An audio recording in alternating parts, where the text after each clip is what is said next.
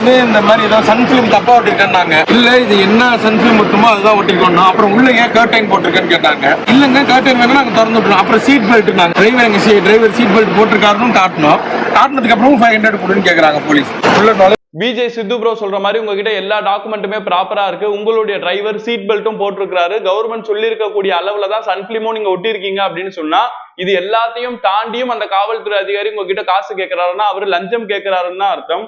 இந்த மாதிரி ஒரு காவல்துறை அதிகாரி உங்ககிட்ட லஞ்சம் கேட்கறாங்க அப்படின்னு சொன்னா அவருடைய பேரு என்ன, அவருடைய பேட்ச் நம்பர் என்ன, அவர் எந்த லொகேஷன்ல வச்சு உங்ககிட்ட காசு கேட்டாரு அப்படிங்கிற எல்லா விஷயத்தையுமே நீங்க நோட் பண்ணிக்கிட்டு லோக்கல்ல இருக்கக்கூடிய போலீஸ் ஸ்டேஷன்ல போயிட்டு அவரை பத்தி நீங்க கம்ப்ளைண்ட் பண்ணலாம். அப்படியும் இல்லாட்டி ஆன்லைன் போர்ட்டல்லையும் கம்ப்ளைண்ட் ஃபைல் பண்ணலாம். அதுவும் இல்லாட்டி உங்ககிட்ட வீடியோ ஆடியோ ரெக்கார்டு ஏதாச்சும் இருக்குன்னு சொன்னா நீங்க தாராளமா ஆன்டி கரப்ஷன் பியூரோல போயிட்டும் அவர் லஞ்சம் கேட்கிறாருன்னு சொல்லிட்டு கம்ப்ளைண்ட் ஃபைல் பண்ணலாம் அப்படிங்கறத தெரிஞ்சுக்கோங்க.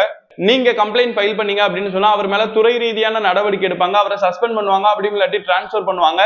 அவர் கேட்கக்கூடிய அமௌண்ட் அதிகமா இருக்கிற பட்சத்துல அவர் மேல கிரிமினல் ரெக்கார்டு கூட பதிவு பண்ணுவாங்கன்றத தெரிஞ்சுக்கோங்க. விஜய் சித்து ப்ரோ மாதிரி தமிழ்நாட்டை தாண்டி அடிக்கடி டிராவல் பண்ற உங்களுடைய ஃப்ரெண்ட் இந்த வீடியோ கீழே டாக் பண்ணிட்டு உங்களுடைய ஃப்ரெண்ட்ஸ்க்கு இந்த வீடியோ மறக்காம ஷேர் பண்ணுங்க. இந்த மாதிரியான வீடியோஸ் தொடர்ந்து பார்க்க நம்மளுடைய சேனலை மறக்காம ஃபாலோ பண்ணிக்கோங்க.